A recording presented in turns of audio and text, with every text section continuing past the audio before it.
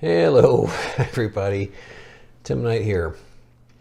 Oh, my Lord. Okay, so I'm recording this 8 minutes after the close on Thursday. It was an extraordinary day. We started the day off, about 70 minutes before the market opened, we were down, 15 points or something. So I was like, all right, looks like a pretty decent day. And then some kind of unemployment report came out at 5:30 my time. And negative 15 became positive 15. The market basically just shot right higher. And of course, I pissed and moaned to myself about that. But to my credit, and I will castigate myself soon enough, don't worry. To my credit, I looked upon the rally, which was like so, as an opportunity. So I woke up, I was kind of looking at things, and then like out of the blue went up and up and up. And I looked at Tesla in particular, and I looked at the ES in general, and I thought to myself, you know what, this ain't gonna last. And I didn't know how high this would go. Maybe it would have gone this high, but it stopped and turned tail and had one of the most amazing collapses we've seen in ages. It fell over 100 points on the ES.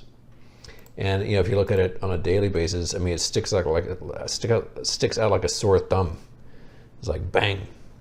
So this broken trend line was obviously a huge deal. I've made a ceaseless stink about it. And tomorrow is a very big deal because not only are people going to be completely freaking out that we had a 2 to 3% drop today across the board in equities in general. But it really does open us up for another trip down to Mr. Fibonacci. Now, the two things I can pat myself on the back for were getting shorter Tesla at a beautiful price early today and getting shorter my Spider puts. Now, let me yell at myself for a sec. The Spider puts were weird for me because you know me, I like stuff that has 3, 4, 5, 12 months left on it. And I decided to get a little sassy, a little salty, and got some March 17 puts. Not as crazy as those WSB guys, but crazy for me.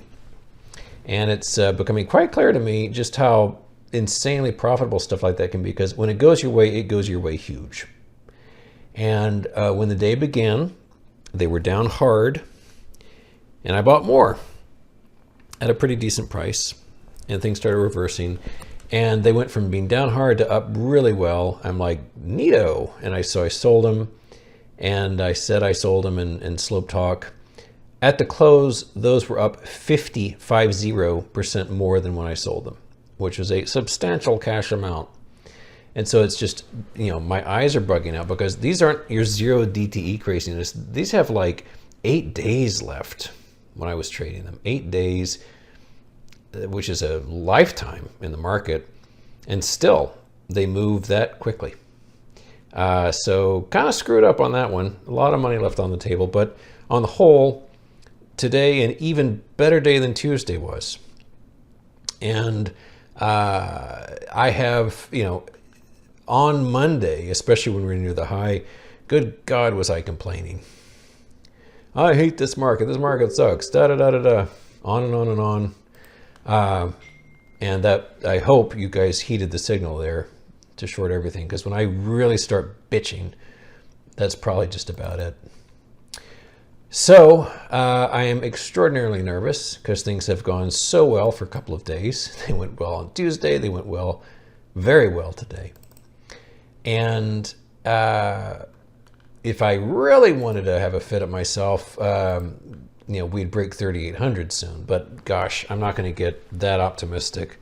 As it is now, even getting to 3,800 would be impressive. Because remember, we spent a good chunk of December grinding away between 3,800 and 3,925 or so. Let's call it 3,900. So we just ground and ground away here. That is support in a way. We're right coming close to it right there. So the good news is that we have undone all the gains since basically for the year. So there's January 6th. There was the day when this madness all began, January 6th. It's a crazy day for a lot of reasons, isn't it? But January 6, 2023, and that's all gone now. Yay, all gone. Woo, we love all gone. But things are getting interesting again. As I've said endlessly also, Tesla is, I think, such an important phenomena in the market. And most recently, and I'm pretty sure I pointed this out, I mean, I will say also to my credit, and I'm amazed not more people, I haven't gotten a single subscription in like 24 hours. I don't know what's wrong with you people. But like literally here, I was telling Gold and Platinum, short Tesla, right here. And whee, down we've gone. So yeah, I don't know what miracles I have to produce to get you people to subscribe. But thank you for those who have subscribed. Appreciate it. Everyone else just likes to hang out, I suppose.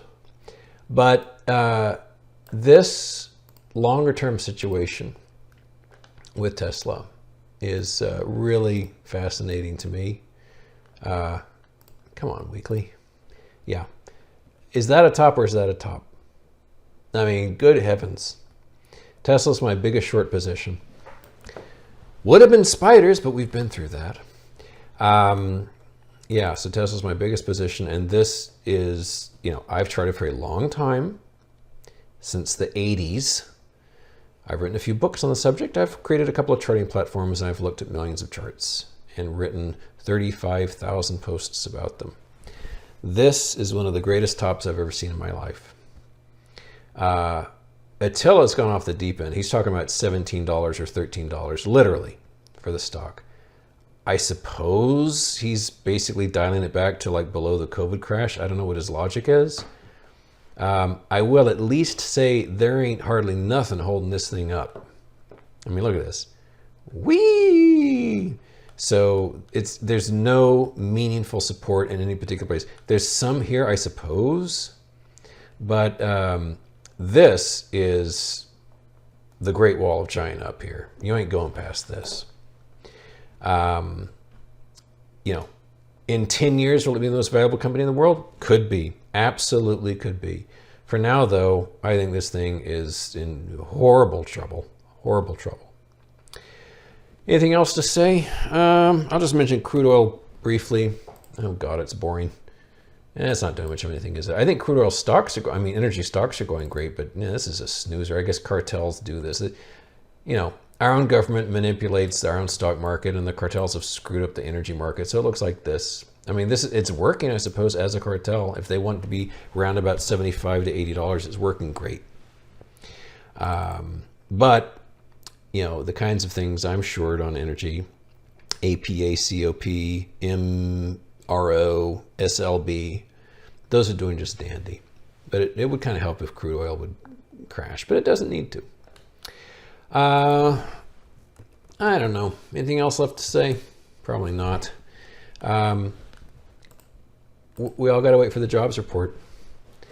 You know, it's like Paul Simon saying about the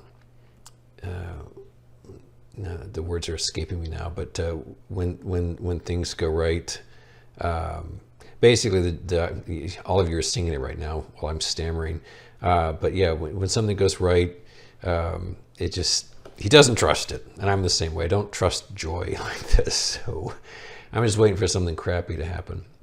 But we've gone from 18 to 23 on the VIX in short order. And I'll just say this. If the bottom falls out tomorrow, if for whatever reason the jobs report produces the kind of swoon that we need, and we head toward 3,800, I think I'm going to have to start taking profits. I have got to respect that level. It seems very, very strong. But as for now, fantastic day, and I thank you. Oh, and by the way, for God's sake, subscribe. You get a 99-cent trial for the first month. Jesus, how cheap can you possibly be? Anyway, love some of you. See you later. Bye.